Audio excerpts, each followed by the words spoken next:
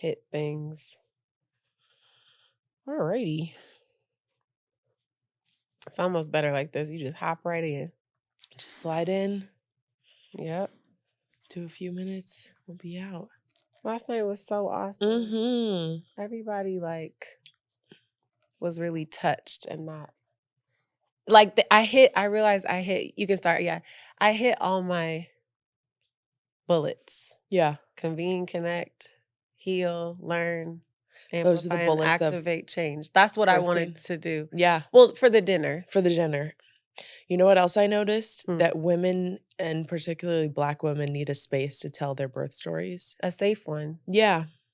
Even just, I've been thinking since the dinner last night, what does a live birth story show look like where it's like an open mic and women just get to go up I and love that. share their stories? Because clearly it was restorative and there was a healing element to being able to just share your birth story with other women. And I know some of those women would not have shared until they heard other people share. Interesting. Yeah. So, hello, everyone. Welcome to the Birth Queen podcast. I'm Rachel Nix, and I have Simone Boyce with me here today. Hey, everybody. And we can cover a lot, but we're going to try to be short and to the point. So if you only have like 20 to 30 minutes in your day, this is the episode for you. So, Simone, tell us who you are. Where are you from? Yes. So I'm a journalist and producer by trade, but I am also a mom and a wife.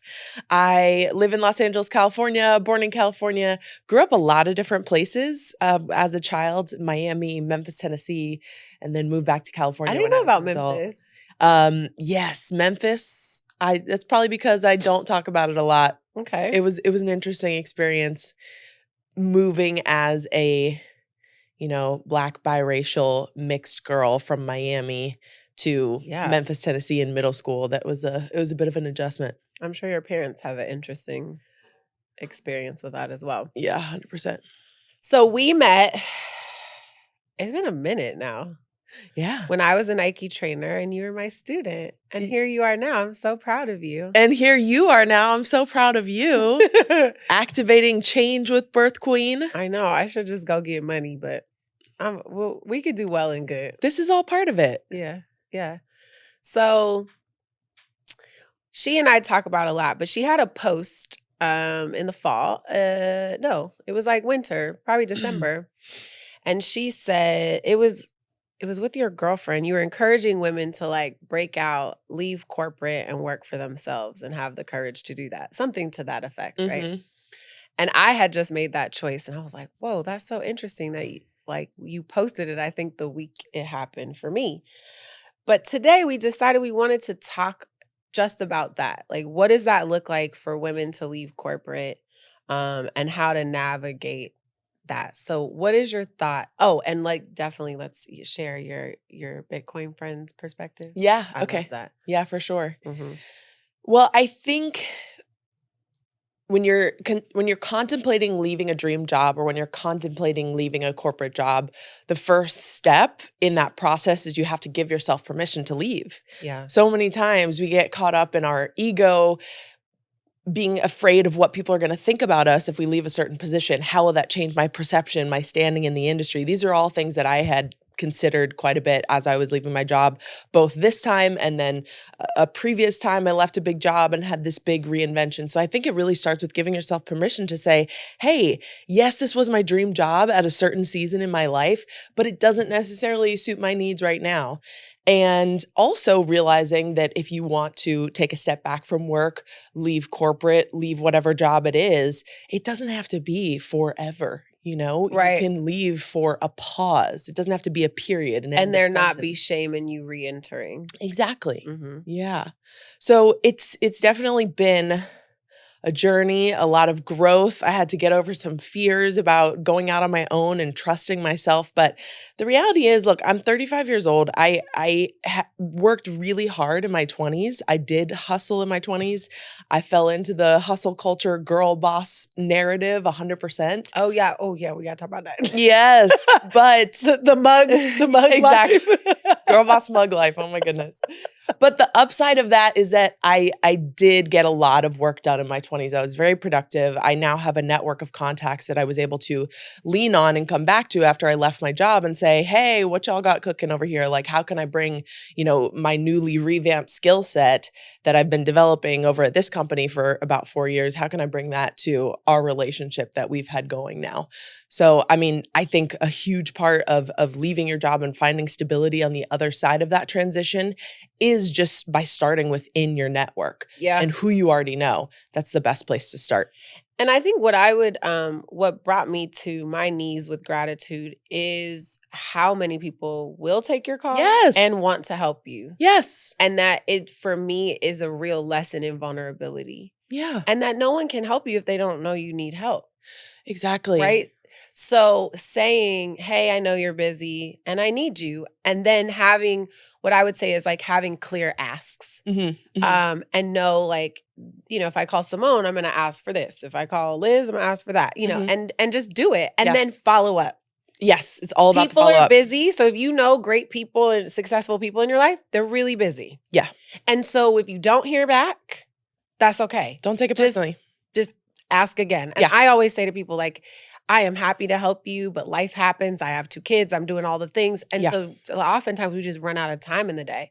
But if you just go back to the top of somebody's inbox and then go back, I also believe a lot of successful people know that's what they had to do. So they kind of recognize the hustle and I would say respect it.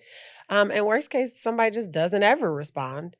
And then you move on. That's fine. I believe in the cold email wholeheartedly. I've gotten so many opportunities just from constructing a, well-written, persuasive email. That helps. And then also on the subject of following up, I think you just have to be consistent and show up in people's lives in a genuine way. Yeah. That's the way I like to approach networking.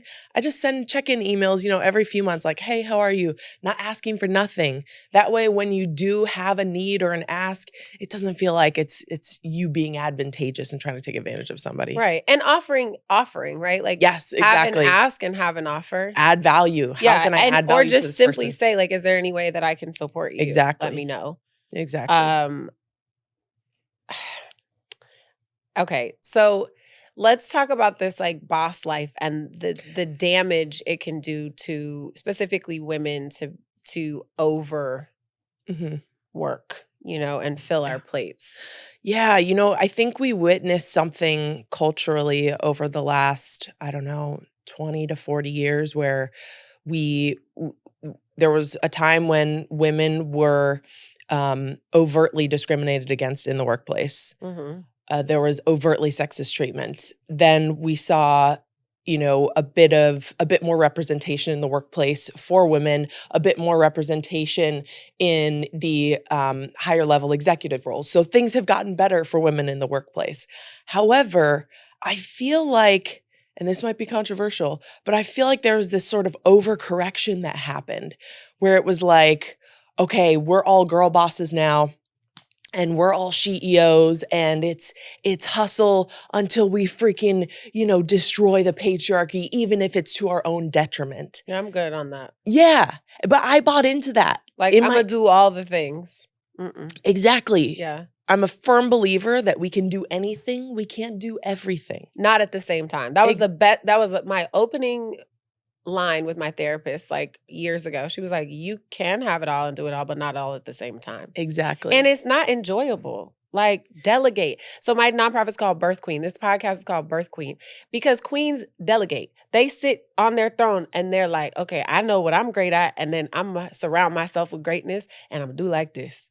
Because that's the only way to have any successful and enjoyable experience. Yeah. It's not all by yourself doing every aspect of everything at all times. Exactly. And I feel like we have a hang up about that. But my grandmother told my mom when women's rights started, she's like, equality is key. Absolutely. But please realize you're not unloading any of your current responsibilities domestically or as a mother. Yes. You're adding. Which is so true. Yes. And so in this shift, right, with women, men have not added, not in the same way. And so we're just depleted all the time and, like, stretched to popping. Yeah. Yeah, I think I had to realize that the corporate structure, the corporate system is Mhm. not suited for, in my opinion, just my personal opinion, the corporate system in America is not suited for new mothers. It may And you be had your boys back to back. I had 2 babies in 2 years. The second was completely unexpected, which forces you to get pretty clear on your priorities and how you want your life to look very I quick. remember that call. You're like, I was like, everything's gonna be okay. You're like, I okay. was like, "I don't know, Rachel. I don't know. I got Um, this whole other baby coming." I was like, oof, I'm glad I did it. But let's talk about that for a second. Let's talk about how scary it can be to be pregnant in corporate America. Yeah, well, it's the hiding. Okay, so here's my thing. It upsets me. So if anybody knows me, and I think you can learn within 5 minutes of meeting me, is I don't subscribe to this like, you know, be careful with this and do like, and with when we talk about like maternal health, we're supposed to hide a pregnancy. We're supposed to hide infertility. We're supposed to hide infant loss. Like, what? So when are we enjoying or receiving support? Because the way my dad put it, and it was so beautiful. When I got pregnant with Samuel, I'm like, oh, you can't tell people. He's like, well, listen, you're pregnant today, and I'm a grandfather, and I'm going to celebrate that. Yeah. And I really remembered it impacted me. He's like, and if that changes tomorrow, we'll deal with it tomorrow. Yeah. And between my boys, I miscarried, and I immediately told people that I was pregnant, and then I had to share with them that I miscarried. Yeah. But then that allowed me to celebrate and receive support. And women deserve that. Yeah. And this corporate, yeah, talk about it.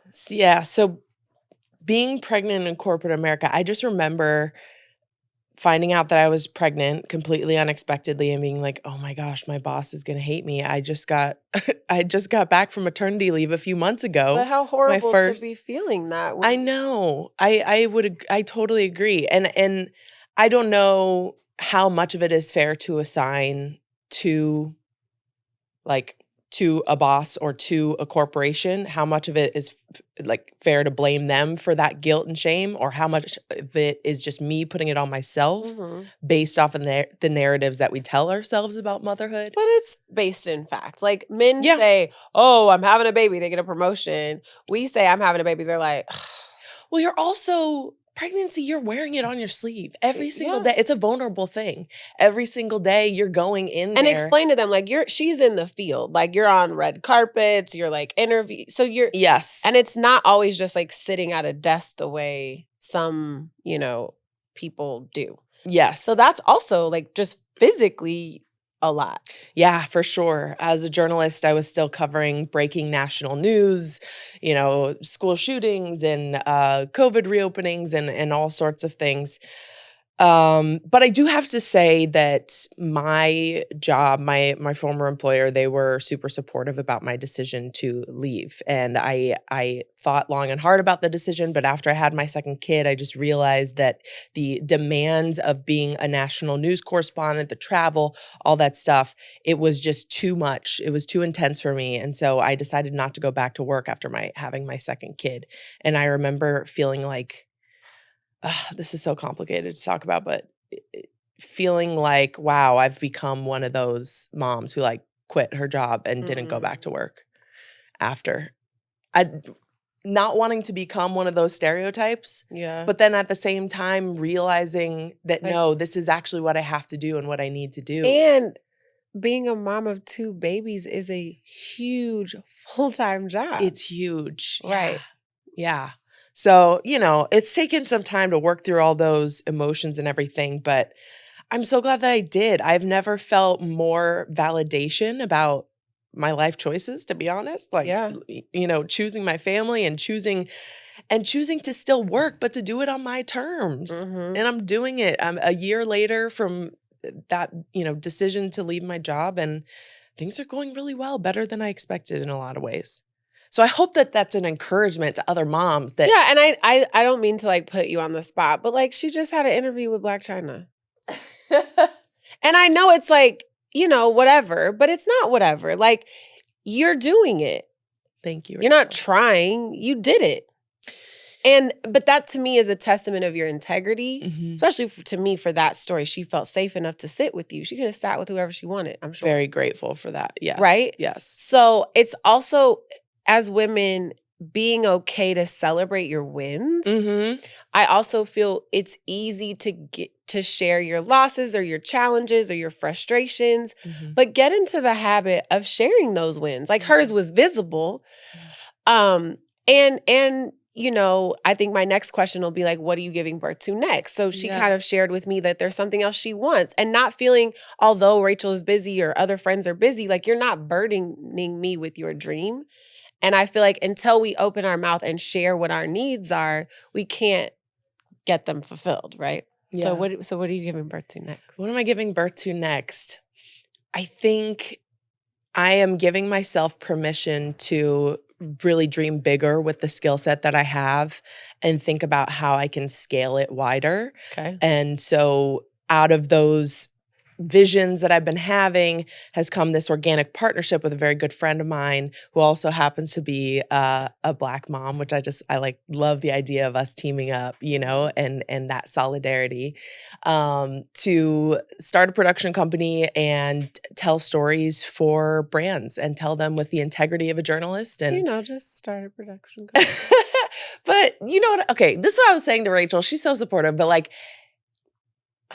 it's one step at a time, okay? It's just, I love it. It's just one step at a time.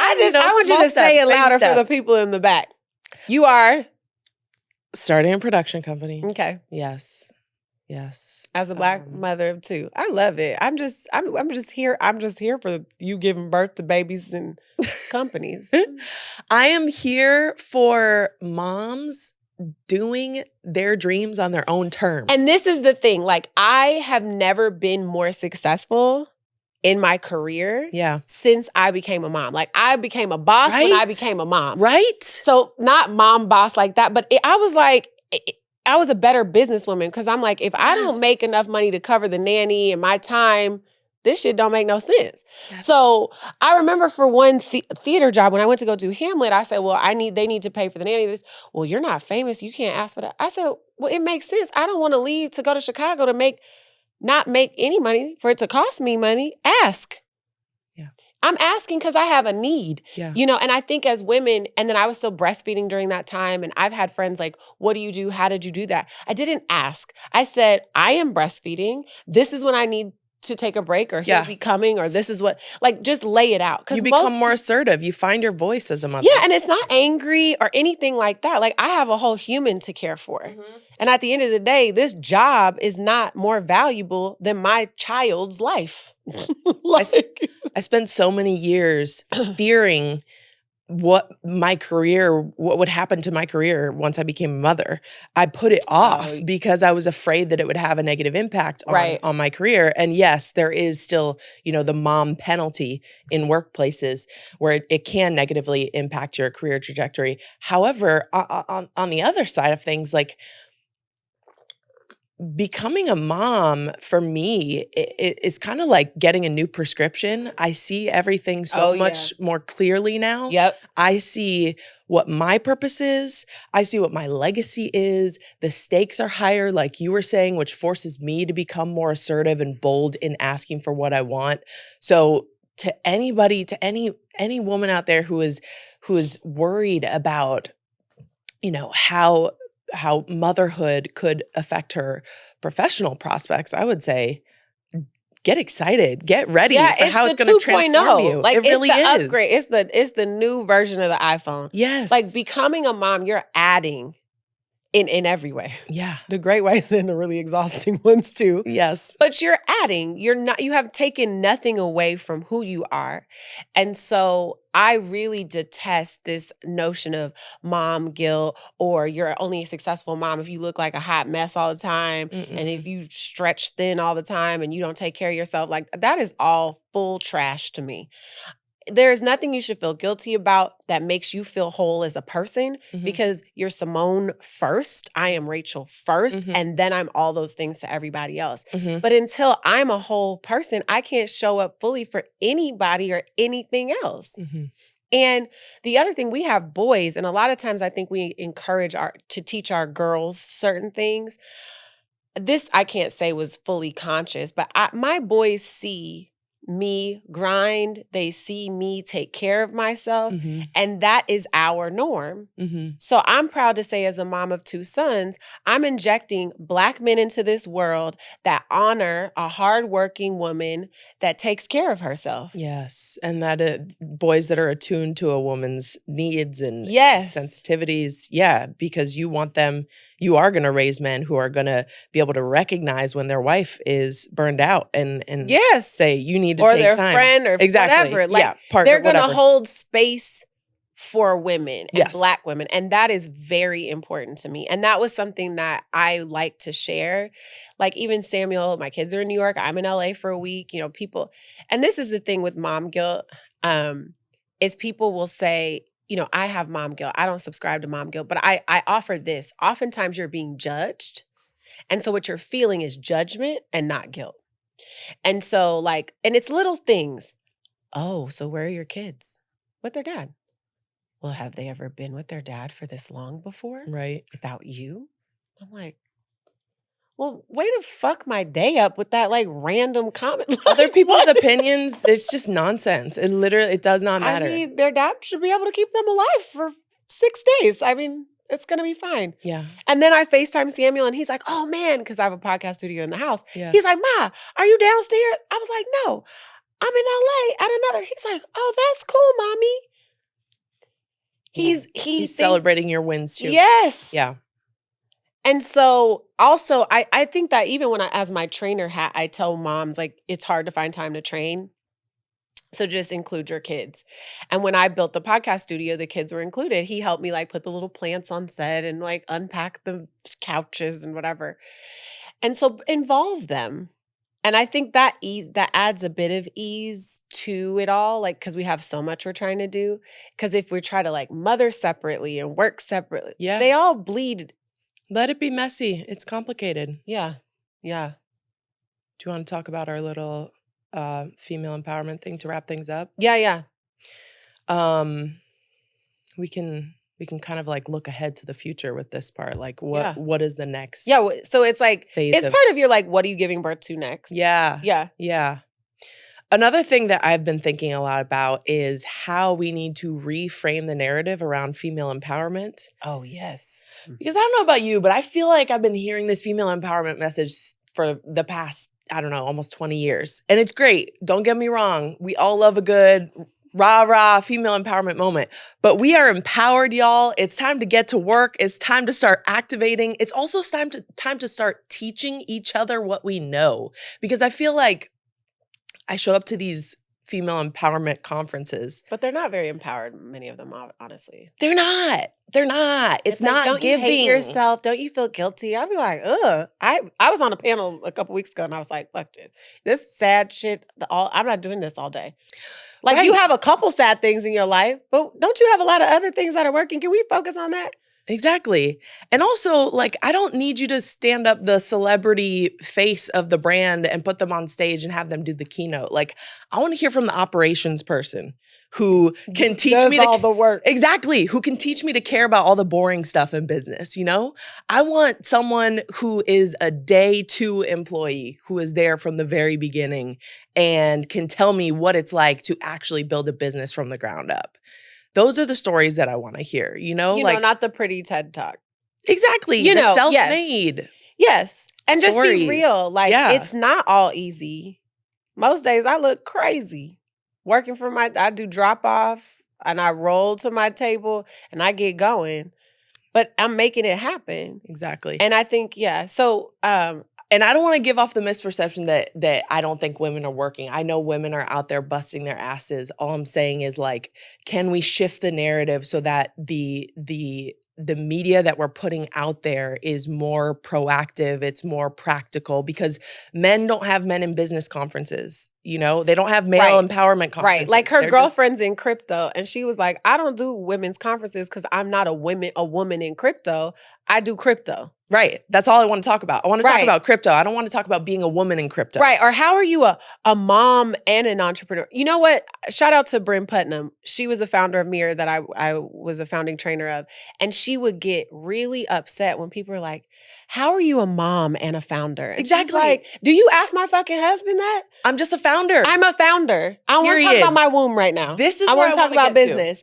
And then Yes. if we do that, then they're like, oh, you know, because I'm not mom when I'm a boss. Like I'm bossing and I'm a boss mom too, but I am at work. I don't want to always have to wear all my crowns. And that's why, you know, especially Black women, we may come off, you know, stressed and angry or irritated because we're doing so many things. And this is all women, but we're doing so many things at once that our brains are short circuiting. And the real solution, I think I knew there was another piece to this and then we can wrap it up. But it's that society needs to, and men need to create space, structures, and support for us to thrive as women. And that doesn't happen. And so we're always kind of like, you know, we're sliding back down the hill. Like we get to the top and then there's nothing to sustain us, right? There's no foundation or structure for us. And then we're like, always like, I gotta empower, I gotta heal, I gotta try again. Because this shit wasn't built for us. Yes. Right? Yes, I'm going to disagree slightly. Please. I'm not going to wait around for someone else to build me a new system that's accommodating. I am, maybe Right. it's the Aquarius in me, but I'm like, okay, if this system isn't working, I'm going to go build a new one and I'm going to bring Rachel with me and I'm going to bring my friend. So, you know what I mean? And y'all need to know, men, that I'm just giving them a little, like, you need to take accountability that for the inception of this country, y'all wasn't checking for women. White, pink, purple, or Black. This country was not made to support, uplift, or have liberties and freedoms for women. It just wasn't. So, okay, so what are we gonna do? We gonna build new structures, new things for our systems, for us by us. Exactly. FUBUs. Exactly. Just a whole world full of FUBUs. On that note, we FUBUing? Yes. Look, I'm gonna put her on the spot again. How dare you say you was gonna be nervous, girl? You so pretty and so smart and so talented. You're so sweet. You are. You know why I get nervous? Because my comfort zone is being the one asking the questions. I don't like whenever I'm on the other side of things. I just feel like I'm out of control, you know? I know. But no, we had the bullet points and I stuck to it. I didn't ask you much crazy stuff. Yes, and you have been my rock for all things motherhood and womanhood since we met. And so it's a joy to do this. And no, I wasn't nervous. Good. I was like, it's just me. I know. But I laughed with Angela because literally 99% of my friends are a little OCD. Oh, yeah. Well, so I get how you're like, wait, I got to sit with your ass because there is no organization. What? No. I'm just joking. I know. It's just funny that like I couldn't be more like no rules. And then like pretty much all of my friends are like, so what's the plan? Well, it's true. Listen, like I said, I'm an elder millennial at this point. I like to know what I'm getting. I like to know what I'm stepping into. I barely made the cut. Okay, so Simone Boyce signing off. What do you need from us, Simone? Gosh, that is such a good question. What do I need? Let's see. As a mom, what do you need? And as a businesswoman, what do you need? Yeah. I don't know why that question is so hard to ask. Probably because I'm not good at asking for help. Mm-hmm. I just do it all myself. That's why I'm asking. Yeah, that's why you're asking. Okay. As a mom, what do I need? You know what? I just feel like I want somebody to come clean my house once a week and do my laundry once a week. Right. That's a need. Okay. That's a very real need. Cash Apper, okay. We have someone who comes, and I'm so grateful that we have help because like I lose my mind when I don't have help, but it's just I want it more, you know? More help. Exactly. More help, more support. I feel like all moms could need that. And then as a business, listen, if you have great stories that I should know about, send them my way. Come find me. If you think that I can tell a great story for you or your company, come find me. How do they find you? So you can find me on all the socials at Simone Boyce. My website, SimoneBoyce.com. It's Instagram's got all my contact information on there as well. Great. We love y'all. We got to do this more. Seriously, I'll do this anytime. I think we're just going to have our own show. That's what's Yeah, gonna happen. Okay, please. signing off. Mwah. Bye.